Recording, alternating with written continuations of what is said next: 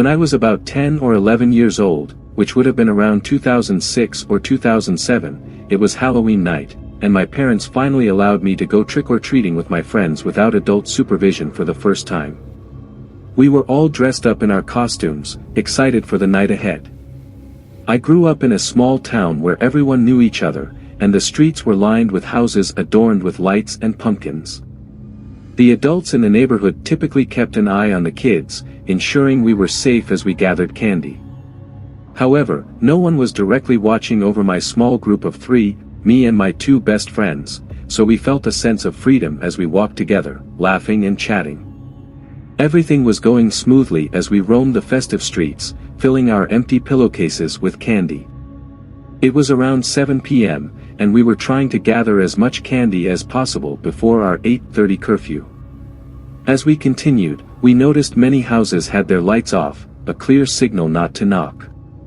But one house still had its lights on, and we eagerly approached, hoping for more treats. A man in his 40s opened the door. I didn't recognize him as a father of any local kids, but he seemed friendly enough. He invited us inside to get some candy, and since we lived in such a safe town, we didn't think twice about stepping in. As we entered, I noticed the warm glow of the lights and the sweet smell in the air. Thankfully, nothing bad happened, but something strange caught my eye, a Polaroid camera sitting on a table. The man smiled and explained that he wanted to take a picture of us in our Halloween costumes for the local newspaper.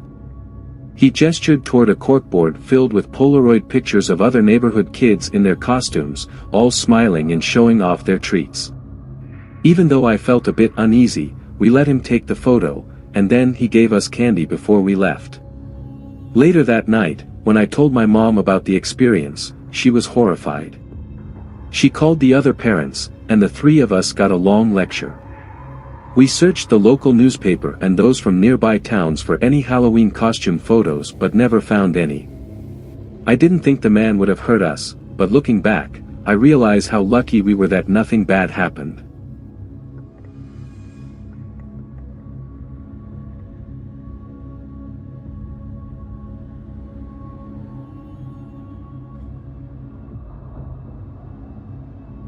Two Halloweens ago, I made a pretty foolish decision.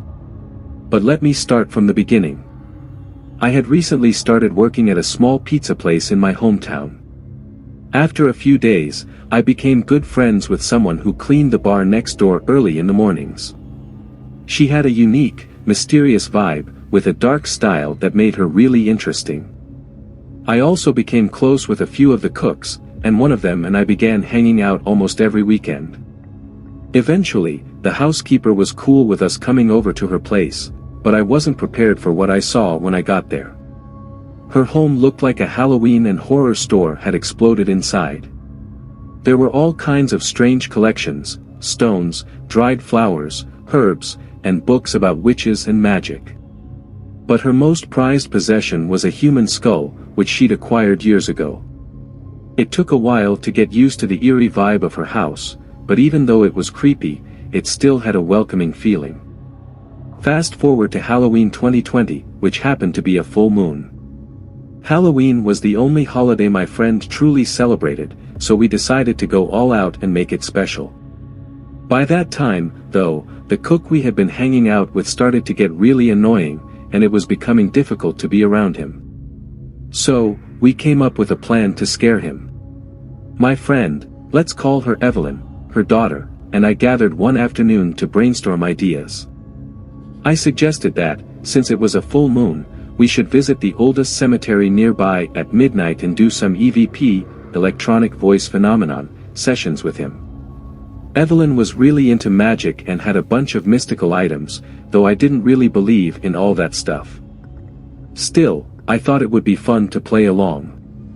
Then, her daughter came up with a clever idea to make a fake Dybbuk box, an old, mysterious box said to trap a spirit. She planned to smash it open and act possessed to freak the cook out. We probably should have thought this through more carefully, I definitely should have.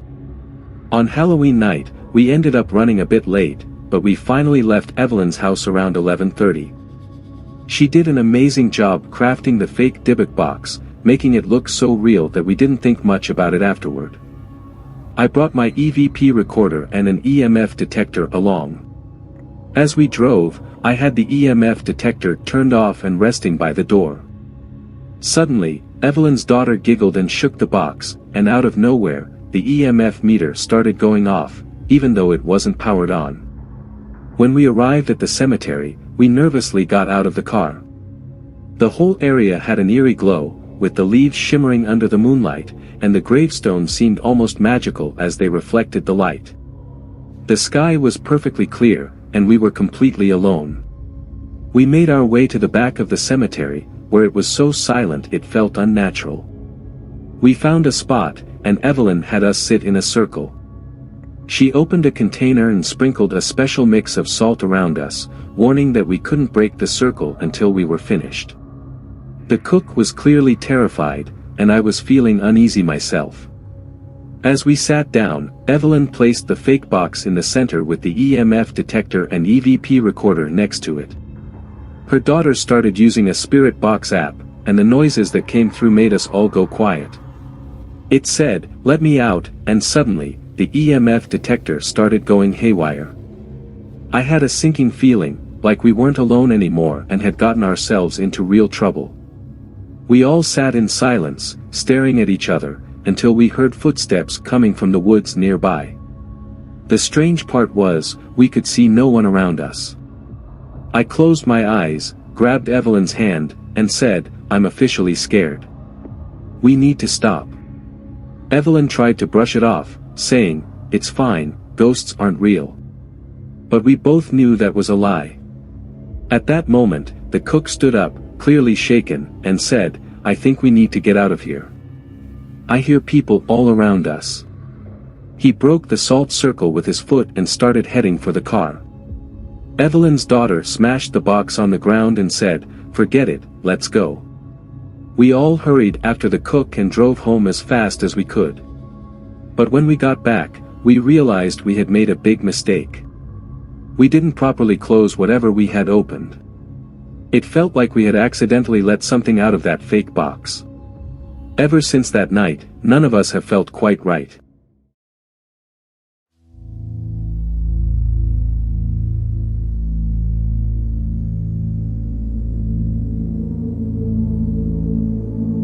I never feel alone, and whenever I'm working by myself, I have to constantly check that no one else is around. From September to November 2021, I worked at Spirit Halloween. For those unfamiliar with it, Spirit Halloween is a seasonal store that pops up in vacant or empty buildings, setting up shop with costumes, decorations, and spooky items. The store is only open for a short period, usually until November 2nd, just after Halloween. In 2021, Spirit Halloween opened many new locations in various towns and cities, including places that had never had one before. My town was one of the lucky ones to get a new store that year. I won't give too many details to maintain my privacy, but the store was set up in an older building that had been part of our small, historic town for many years. Being a big fan of all things horror, I applied for a job the moment I heard about the store opening in just 2 days. Fortunately, I got hired and went through training, learning about the different costumes and decorations we would be selling. My co-workers were great and really friendly, though I worried I might have annoyed them a bit since I was the only high school student on the team. Still, I proved myself to be a reliable cashier, staying calm and respectful even when customers were rude or difficult.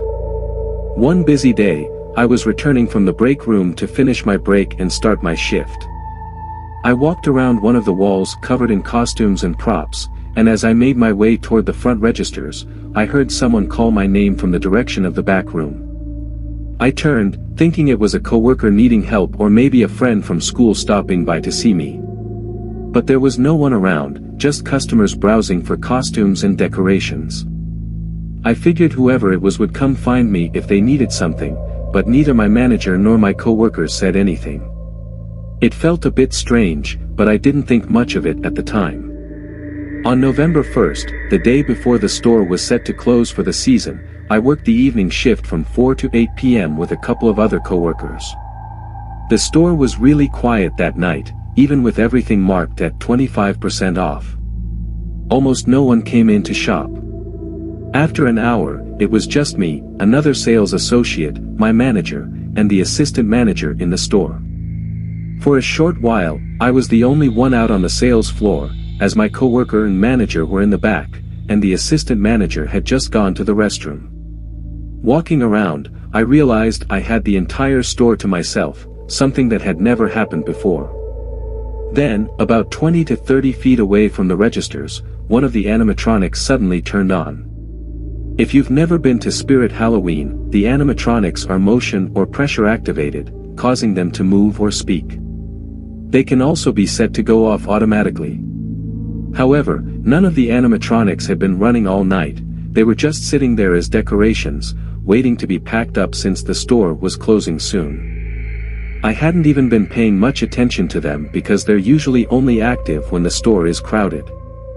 I figured it was just a glitch or a faulty sensor. Later, near the end of our shift, I was sitting on one of the counters while my assistant manager was in front of me, doing paperwork. My coworker was still in the restroom. I was keeping an eye on the store but not really focusing on anything behind me, and everything felt like it was moving in slow motion as the store neared closing time. Out of the corner of my eye, I noticed something that I first thought was a reflection from the window. But it wasn't. It happened so fast, but I could make out a long, bluish-white shape, like a glowing blob, floating near one of the shelves. My assistant manager, who was sitting in front of me, turned his head toward the blob and said, "That's weird, I thought I saw something." I didn't catch it clearly at first, but I remember seeing it melt into the air and vanish completely. The strange part was that I saw it for longer than he did, but it disappeared the moment he looked at it. I initially thought it might have been a reflection in the window, but that didn't make sense. The windows were mostly covered with black sheets of paper for decoration, leaving only about a foot of the glass exposed, so there wasn't enough light to cause a reflection like that. This whole experience made me curious. I started to wonder if the store was haunted. Spirit Halloween stores are usually bustling with people during the fall, but by the end of November, they become eerily quiet. Maybe whatever energy was in the building started acting up because it wasn't getting attention anymore. The next day, I told my coworkers about what happened, and several of them said they had also heard strange noises coming from the back room, like someone moving around in there. A few even mentioned seeing costume bags shifting on their own. All in all, it was a weird experience, but not particularly scary. The job only paid minimum wage, but it was fun, and whatever was going on in that building just made things more interesting, not like a ghost was trying to make our jobs harder or anything.